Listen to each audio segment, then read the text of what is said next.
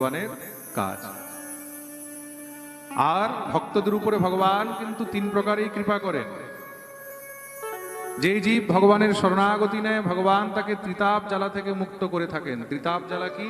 তাপত্রয় বিনাশায়। দৈবিক আর ভৌতিক তাপ। এই সংসারে আমরা সবাই এই ত্রিতাপ জ্বালায় জ্বলছি। কিন্তু প্রথম হলো দৈহিক তাপ। দৈহিক মানে দেহ দ্বারা আমরা যে কষ্ট ভোগ করছি সেটাকে বলা হয়েছে দৈহিক তাপ।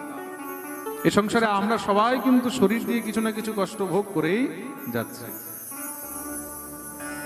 কেউ ক্যান্সার নিয়ে ভুগছে, কেউ মারা সুগার নিয়ে ভুগছে, কেউ বিপি নিয়ে ভুগছে, কেউ মাথা ব্যথা, কেউ চোখে ব্যথা, কেউ ঘাড়ে ব্যথা, কেউ কোমর ব্যথা, কেউ হাঁটু ব্যথা, কিছু না কিছু সবাই নিয়ে ভুগছে।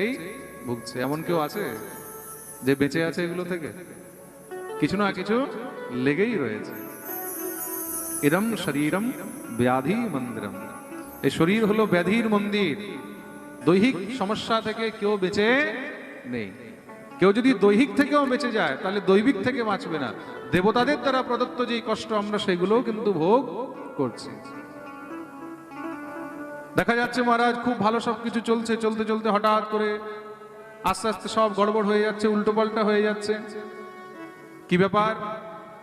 জ্যোতিষীর কাছে গেল দৌড়ে, বলে মহারাজ দেখুন সময়টা খুব খারাপ চলছে।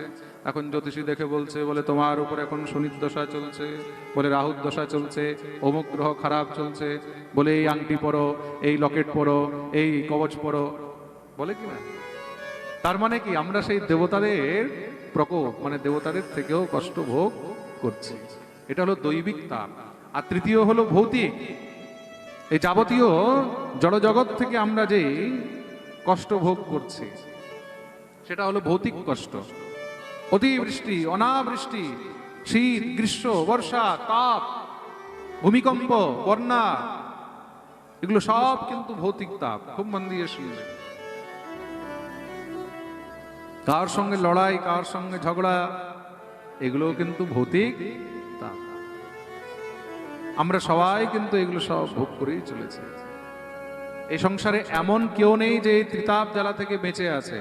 একটা থেকে বাঁচলে আরেকটা, আরেকটা থেকে বাঁচলে আরেকটা, আরেকটা থেকে বাঁচলে আরেকটায় ঢুকবেই ঢুকবে। জীবনে কখনো কিন্তু কষ্টের কোনো কমি হয় না। কিছু না কিছু কিছু না কিছু কষ্ট সবসময় চলতেই থাকবে।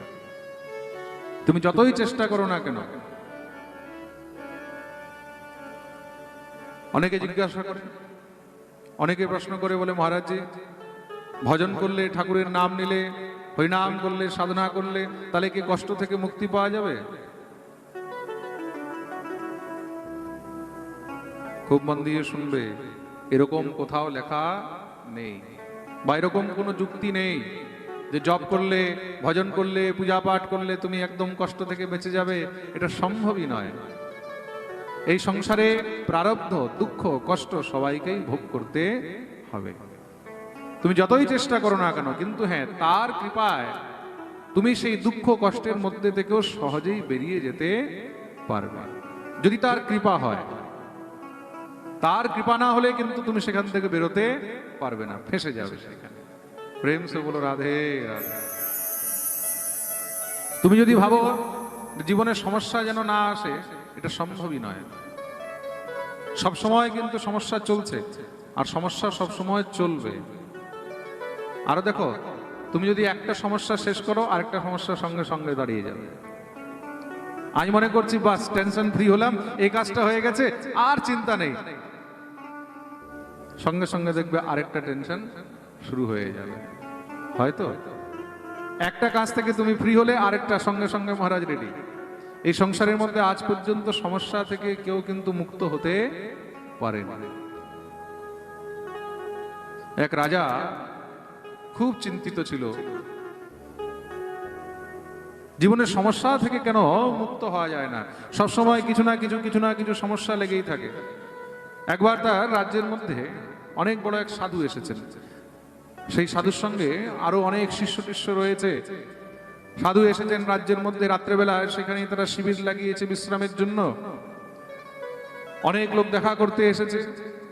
সেখানে রাজাও গেছেন সাধুর কাছে দেখা করতে। যার যেরকম প্রশ্ন সবাই সাধুর কাছে প্রশ্ন করছেন। রাজাও গেলেন সাধুর কাছে প্রশ্ন করতে। মহারাজ, আমার একটি প্রশ্ন রয়েছে। বলে কি? আমি যতই চেষ্টা করি জীবনে যে সমস্যা শেষ হয় না, কিছু না কিছু সমস্যা সব সময় লেগেই থাকে। একটা শেষ হয় আরেকটা শুরু হয়ে যায়, একটা শেষ হয় আরো 10টা শুরু হয়ে যায় অনেক সময়। সাধু হাসতে লাগলেন, বলে উত্তর চাও?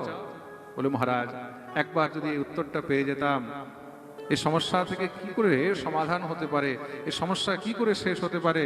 রাজা বললেন ঠিক আছে, একটা কাজ করবে, এখানে আমার 50টা ঘোড়া আছে আমার সঙ্গে। রাত্রেবেলায় তুমি এই ঘোড়াগুলোকে সব একসঙ্গে ঘুম পাড়িয়ে দেবে, শুইয়ে দেবে। আজকে রাত্রে শুধু তোমার এটাই ডিউটি রইল, তারপরে আমি তোমাকে উত্তর দিয়ে দেব।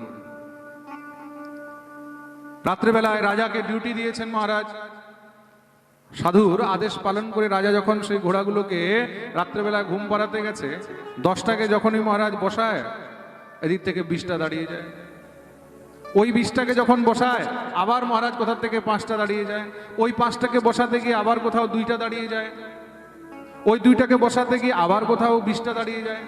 পুরো রাত পেরিয়ে গেছে, রাজা ঘোড়াগুলোকে আর একসঙ্গে ঘুম পাড়াতে পারেনি। সকাল হয়ে গেছে, সাধুর কাছে রাজা গিয়ে উপস্থিত। সাধু জিজ্ঞাসা করলেন, কি রাজন, কালকে রাত কেমন গেল? ঘোড়াগুলোকে সব ভালো করে ঘুম পাড়াতে পেরেছো তো? বলে মহারাজ, কি করে ঘুম পাড়াবো? 10টাকে যখনই বসায় 20টা আবার দাঁড়িয়ে যায়। 20টাকে বসায় 2টা দাঁড়িয়ে যায়। 2টাকে বসাতে গিয়ে আবার 5টা দাঁড়িয়ে যায়। আবার 5টাকে বসাতে গিয়ে 10টা দাঁড়িয়ে যায়। রাজা বললেন, তদ্রূপ রাজন মনে রাখবে, এই সংসারে তুমি যদি 10টা সমস্যা ঠিক করো, আবার 5টা কোথাও তৈরি হয়ে যাবে। আবার 5টা সমস্যাকে তুমি যখনই শেষ করবে, কোথাও দেখবে আবার 2টা সমস্যা দাঁড়িয়ে গেছে। আবার যখন তুমি 2টা সমস্যা শেষ করবে, কোথাও দেখবে আবার 10টা সমস্যা দাঁড়িয়ে গেছে। জীবনে কখনো সমস্যার অন্ত হয় না। জীবনে কখনো দুঃখ, কখনো কষ্ট, কখনো চিন্তার সমাধান হয় না। সব সময় এগুলো লেগেই থাকবে। প্রেম সে বলো রাধে রাধে।